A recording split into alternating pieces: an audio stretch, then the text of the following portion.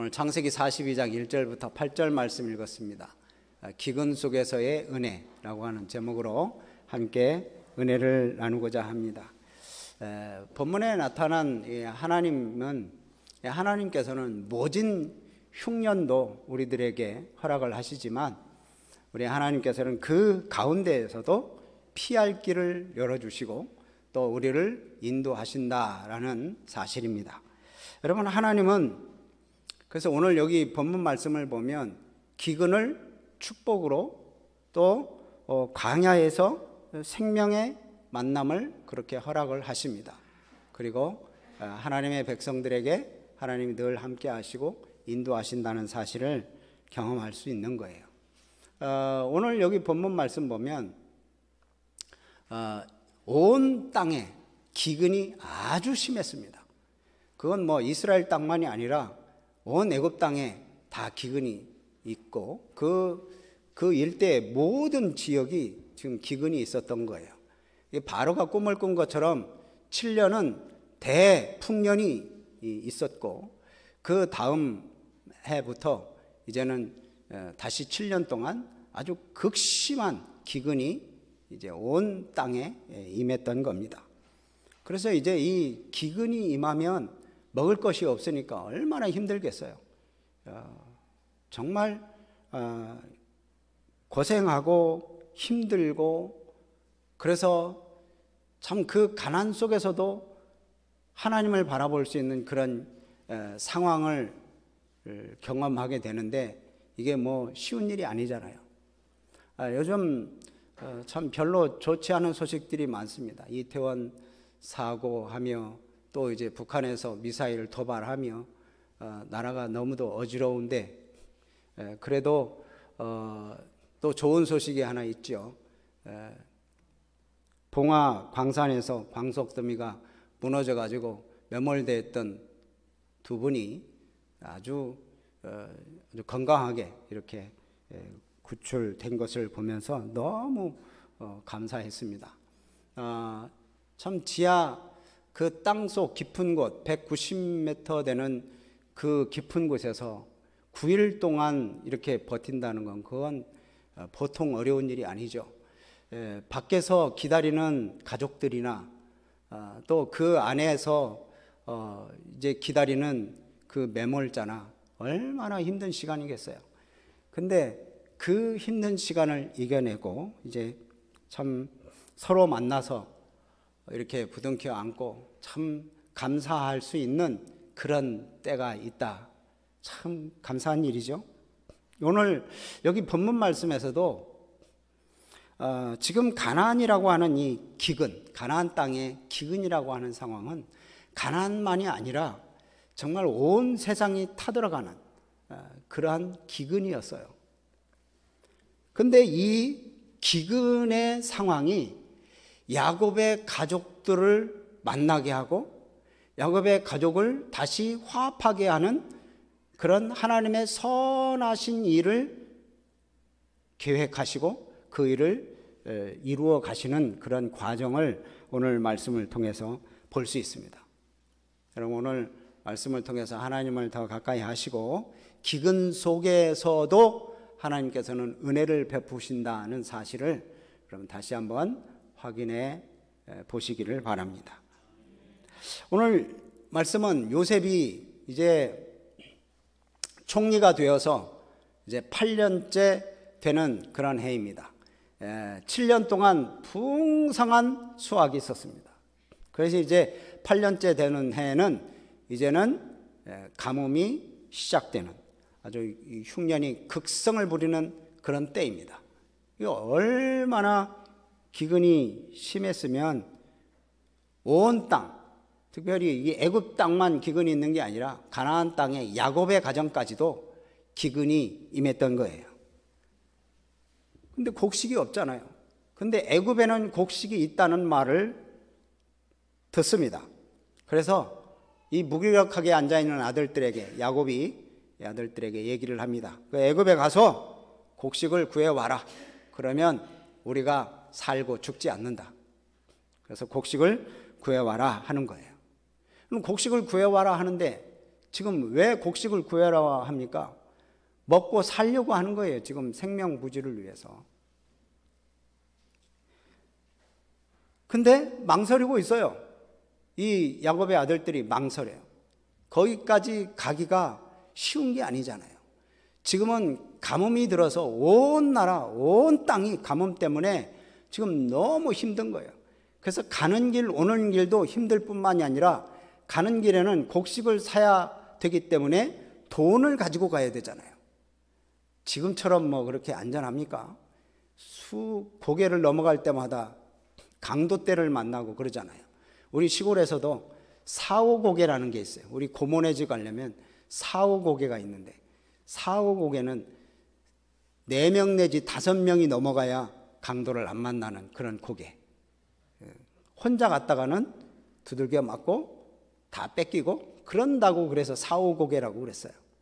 근데 이제 그것처럼 여기 이제 곡식을 사러 애굽이라고 하는 그 나라까지 가려면 얼마나 먼 여행을 가야 됩니까? 근데 곡식을 사러 가기 위해서 돈을 잔뜩 가져가야 되는데 여러분 강도 만나면 다 뺏기죠. 또 곡식을 사서 온다고 한번 생각해 보십시오. 무사히 도착해서 이제 애굽에서 곡식을 사가지고 곡식을 뭐 나귀에 싣고 이렇게 풍성하게 올 때 강도를 만날 가능성도 많이 있잖아요. 지금 얼마나 가문 때인데 뭐 그런 거 걸리면 강도들이 가만히 있겠습니까? 이렇게 멀고 위험한데 지금 야곱은 갔다 오라는 거예요.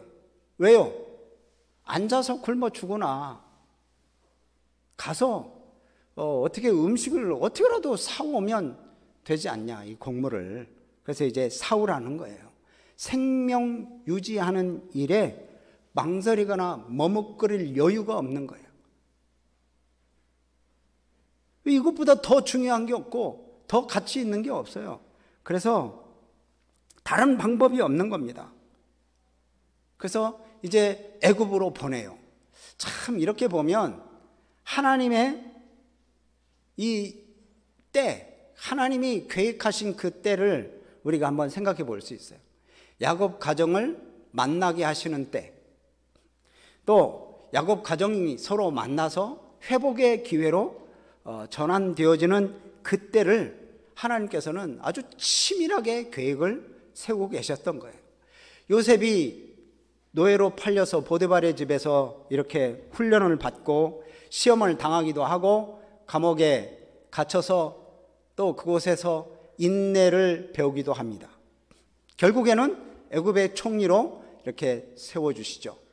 그것뿐만이 아니라 이제 요셉 쪽에서도 이렇게 하나님이 역사하셨지만 저 가나안에 있는 야곱의 가족들에게도 하나님이 역사하시는 거예요. 기근을 통해서 이제 애굽으로 가서 식량을 사야만 되는 상황에 이제 접하게 되는 거죠. 그래서 하나님이 정하신 그 정확한 때에 하나님께서는 이 가족들을 만나게 하셔요. 서로 만나게. 자, 그 만나기 전까지는 그러나 이것을 깨닫지를 못하는 거예요. 왜 우리에게 기근을 주셨을까? 왜 우리에게 힘든 이 어려움을 주셨을까? 깨닫지를 못하죠. 요셉도 그 때가 오기 전까지 얼마나 괴로운 일을 경험했어요. 형들한테 팔렸죠. 노예로 가서 고생했죠. 그래서 감옥에 갇혔죠.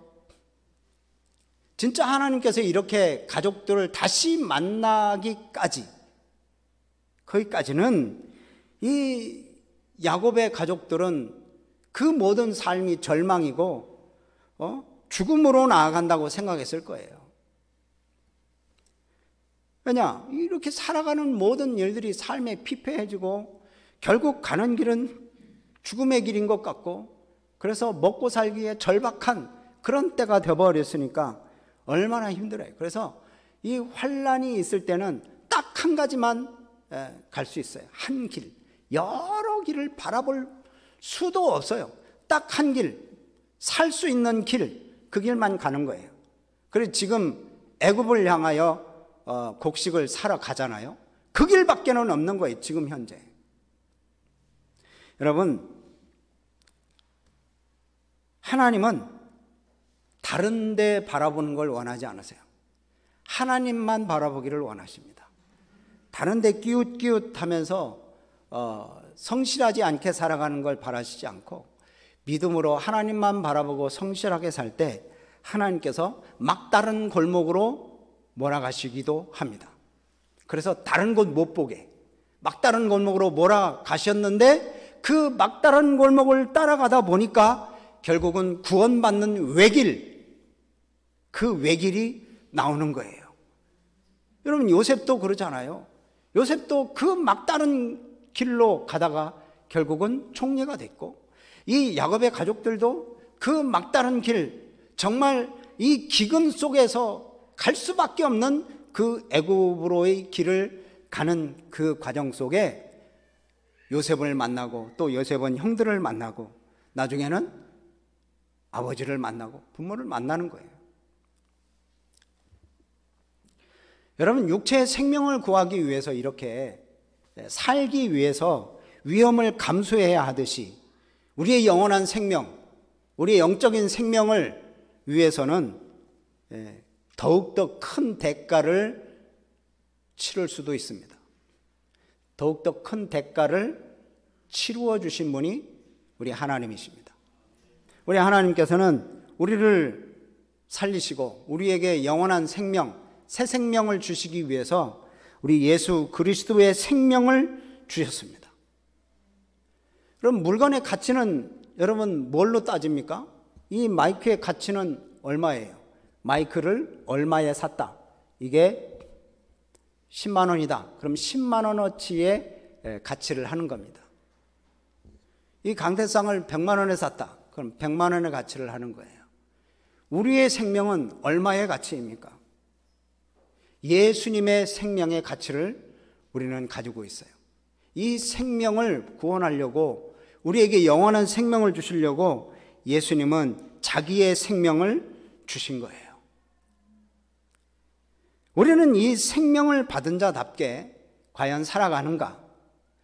우리가 이 영원한 생명을 받은 자답게 하나님 앞에 감사하면서 또 만족하면서 자족하면서 하나님을 찬양하면서 살아가는가? 그럼 한번 스스로를 돌아보시기를 바랍니다. 우리 믿는 자들이 이 새 생명을 얻은 것은, 우리 생명은 내 것이 아닙니다. 하나님의 것입니다. 왜? 하나님께서 예수님의 생명을 팔아서 예수님의 생명짜리로 우리를 사신 거예요. 그래서 우리의 생명은 내 것이 아니고 하나님의 것이고 아주 보배롭고 존귀한 겁니다. 그래서 우리의 생명을 함부로 우리가 어떻게 할 수 있는 게 아니에요. 예수님의 그 생명의 값으로 치러진 우리의 생명이기 때문에 우리의 생명값은 엄청나게 비싸고 고귀한 보배로운 그런 생명입니다. 여러분이 생명을 가진 우리들 주님 앞에 늘 기쁨과 감사로 살아가시기를 주님의 이름으로 부탁을 드립니다. 야곱이 이렇게 곡식을 사기 위해서 10 아들을 보냅니다. 10 아들을 보내는데 하나 아들을 보내지 않아요. 그 이제 막내 베냐민, 이 베냐민인데, 이 베냐민 야곱이 가장 사랑하는 라헬 아내의 아들이거든요. 사랑하는 아내의 아들 한 사람 잃어버렸습니다. 요셉이라고 하는 이 아들을 잃어버렸는데, 이 베냐민은 안 보내는 거예요. 10명만 보내요. 왜냐하면 42장 4절 말씀을 보면 재난이 그에게 미칠까 두려워했다.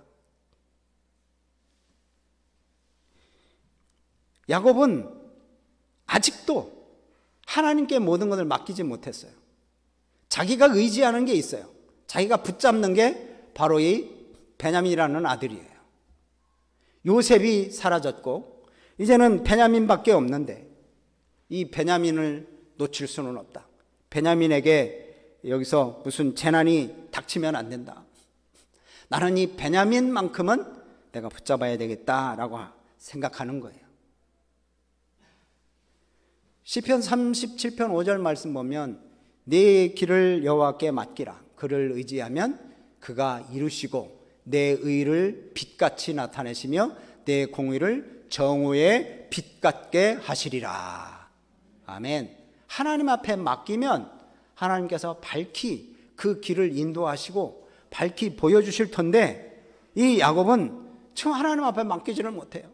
10명은 그러면 뭐 가서 가다가 강도 만나도 된다는 얘기입니까? 야곱은 또한 이렇게 했던 행동은 요셉의 꿈, 하나님의 계획, 그것을 잊어버렸던 겁니다. 요셉이 꿈 이야기를 할 때 야곱은 뭐라고는 했지만 그것을 마음에 담아 두었었습니다. 하나님의 계획이신가 보다 생각했는지도 모르죠. 근데 여기에 이제 오랜 세월이 지난 후에 요셉의 꿈을 다 잊어버렸습니다. 하나님의 계획을 잊어버려서 이제는 이 베냐민이라도 내가 놓치면 안 되겠다 생각했던 야곱이에요. 하나님은 우리를 홀로 두지 않으시고 우리를 지키시고 보호하시는 분이 우리 하나님이심을 믿으시기를 바랍니다. 그래서 하나님은 우리를 그렇게 보호하시고 지키시는 분이시기 때문에 우리 하나님을 더 붙잡아야 돼요. 아멘. 그래서 하나님께 모든 것을 맡기시기 바랍니다. 하나님께 의지하시기를 바랍니다. 우리 세상을 살아갈 때 우리에게는 문제가 없을 수가 없어요. 갈등도 많습니다. 어려움도 많이 겪습니다. 그러면 우리 앞에 있는 이 어려움을 여러분 어떻게 대하고 있습니까? 이 문제, 갈등, 어려움, 고난, 이런 것들을 이길 힘의 근원이 있느냐 없느냐,